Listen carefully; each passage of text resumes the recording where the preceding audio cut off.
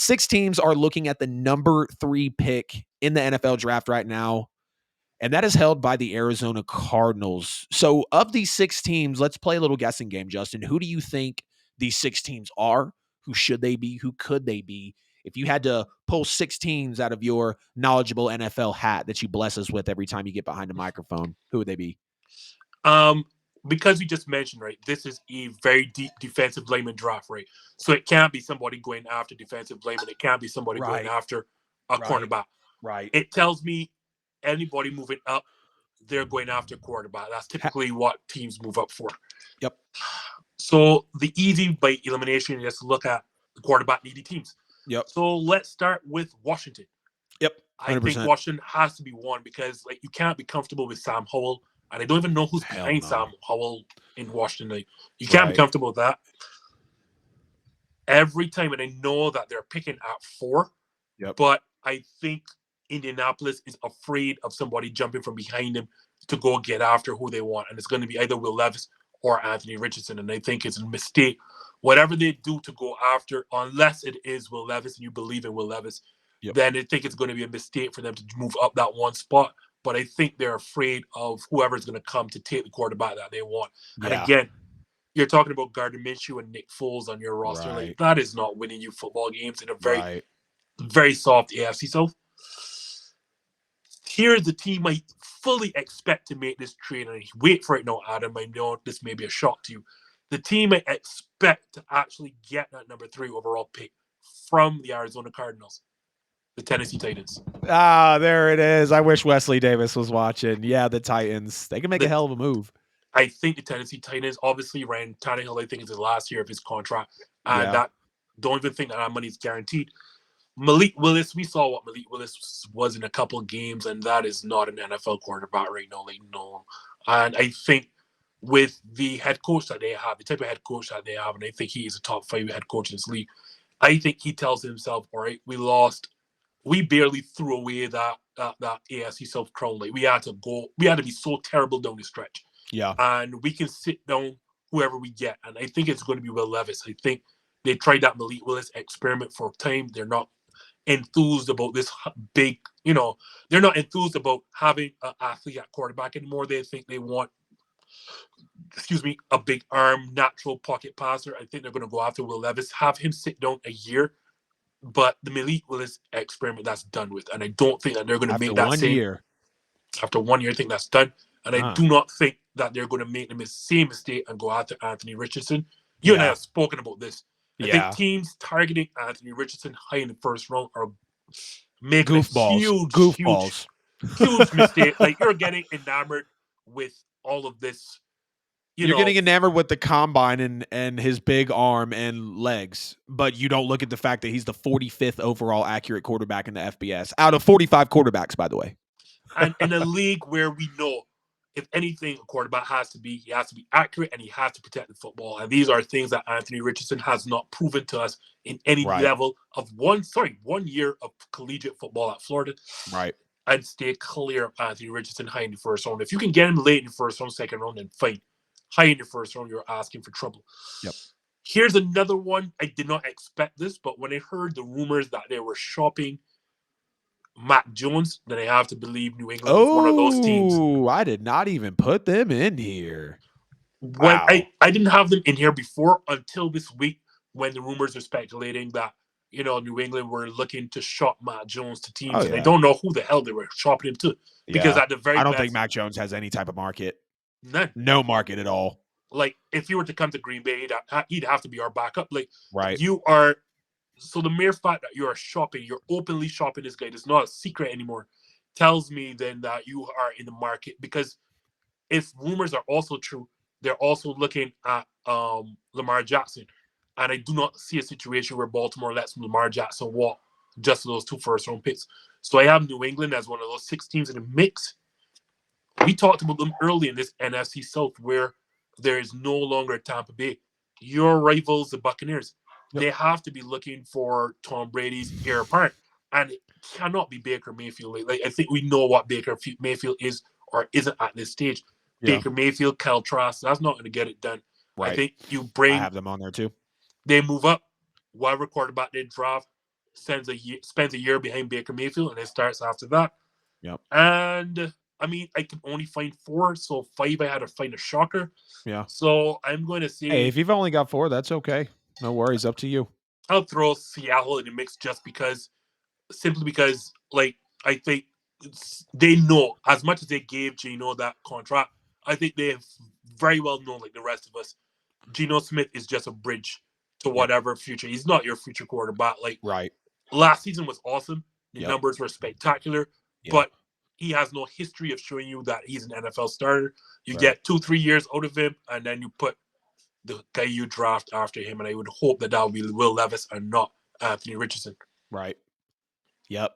I'm right there with you. You made some good points, and you actually pulled some teams out that I didn't expect. So before you threw in the Patriots, I actually had 7 teams on here. It was a little prior research. I was like, this is a good way to throw it in here. So I had the Falcons because Desmond Ridder is solid. Don't get me wrong, but if they did for some reason want to trade up, to this 3rd overall pick and get someone that they feel like is better than Desmond Ridder, which a couple of these quarterbacks, CJ Stroud, obviously Bryce Young, they're more than likely not going to be there unless Anthony Richardson or Will Levis get taken higher, which is a possibility, as crazy as it sounds. So if they jump up to number 3, they're going to have their pickings of some quarterbacks in this draft that are clearly, top players, tops of their positions. Falcons, though, I feel like if they do make a quarterback move, and this is going to be a later video at a later time, I think they should make a push for Lamar Jackson. Everything that they're going all in on, you've had Michael Vick there before. It's not going to be that exact correlation. I wasn't necessarily in on it at the beginning, but with the entire defensive makeover, if for some reason you can score DeAndre Hopkins and a Lamar Jackson, like that's a lot we're going to get into in a later video, but nonetheless, I had the Falcons. Had the Seahawks as well, because like you said, Geno Smith, not going to be a future guy. The Seahawks obviously just got Bobby Wagner back as well. They have DK Metcalf. They have Tyler Lockett. You'd like to see their defense be a little bit better, though, no question. You also have the Raiders. The Raiders have Jimmy Ooh, Garoppolo right now. Now, the I didn't see Raiders at that one. 7. So if for some reason Anthony Richardson falls out of the top 6, I could have the Raiders taking him. I also really embarrassed the Raiders in my last mock draft and had them taking Hendon Hooker as well, which I would not be shocked if someone pulled the trigger on Hendon Hooker, 1st round, top 15. If he's not injured, we're talking about Hendon Hooker in this class being better than Will Levis, more than likely, being better than Anthony Richardson without question, because you look at the numbers. But coming off the ACL, Anthony Richardson's been in front of a lot of cameras, been on, a lot of social media reels and clips. So he's getting a lot of the hype right now, no question. Titans, like you mentioned, very good, of course, no question. Commanders, of course, no question. I had the Commanders actually in my last mock draft trading up to 3 to take Anthony Richardson. Eric Bieniemy being there, I think, is really going to provide a new swagger for this team. And ding, ding, ding, they finally got sold. Dan Snyder gets his grimy ass hands out of the NFL. They get sold to Josh Harris, who has part ownership in the Sixers. And of course, Magic Johnson is in with this group as well. So you have to love it. Ravens. Now, I'm probably going to drop them out, but OBJ signs, and I just saw this today too. I almost put this on the show, but I think the draft is a lot more apparent. So here's a little nugget of it. The Ravens sign OBJ, disgustingly overpay for him. They disgustingly overpaid for Roquan Smith, but they can't even get a deal done with Lamar. It's, in my opinion, it's Lamar's fault. I saw what he turned down. No agent. Like you're screwing yourself, right? But the Baltimore Ravens, God, I just lost my train of thought. That's so bad. I hate when I do that. I know I was talking about Lamar with the Ravens. I think I was talking about with OBJ.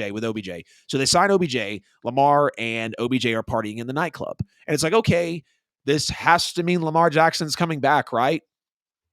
OBJ goes out and says Lamar Jackson gave me no assurance that he was going to be the Ravens quarterback. That's a report today from ESPN. OBJ said Lamar Jackson gave him no assurance that he would be the Ravens quarterback. And I think the market for Lamar Jackson is insanely open right now.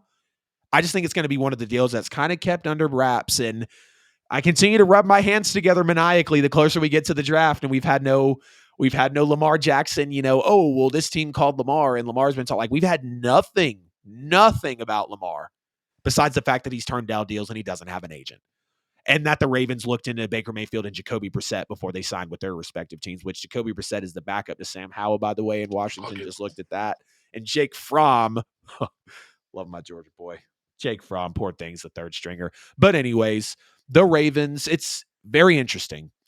And if Lamar gets dealt on draft night, Someone's going to have to give up that first pick this year because Lamar is going to want to be an impact player this year. I think Lamar is clearly better than probably any quarterback in this draft right now, but that's Lamar Jackson winning 75% of his games, being in the playoffs a couple times, MVP, blah, blah, blah. We know what Lamar is, right?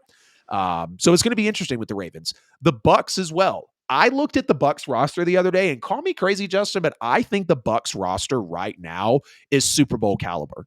They still have Shaq Barrett. Devin White did just request a trade, which I really hate. They still got Jamel Dean. They still got Antoine Winfield. They still got a lot of players on that defense. They still have Mike Evans. They still have Chris Godwin, which I know they're kind of battling with some, injury things right now. I'd like to see more offensive firepower with Tampa, but if they did move up for a quarterback, if they did for some reason get in the Lamar Jackson sweepstakes, I wouldn't be shocked. I've got them taking Bijan Robinson at number 19 in one of my NFL mock drafts. I can't remember. I think I had Brian Branch in another one of my drafts going to the Bucks. And then the Patriots, like you said, that was very, very, very smart for you to say, for sure, because the Patriots, I think they're down at 17th, 15th, 17th, something like that in the draft. They've been bringing in Juju Smith-Schuster. They brought in Mike Gesicki. They have tried to move around some defensive players. Bill Belichick is still there. And Bill Belichick is only about a season or two, one really great season, essentially, with like 2 or 3 losses, or realistically 2 seasons away from being the all-time winningest coach in NFL history. So he's got some, they're picking Go at ahead. 14. 14. Okay. And Bill Belichick also said, apparently there's been a report, Bill Belichick will do, or he will stop at absolutely nothing to get Lamar Jackson.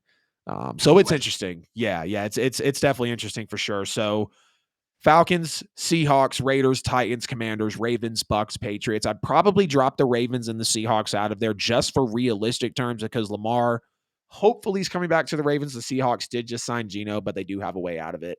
Outside of that, I could definitely see those teams trading up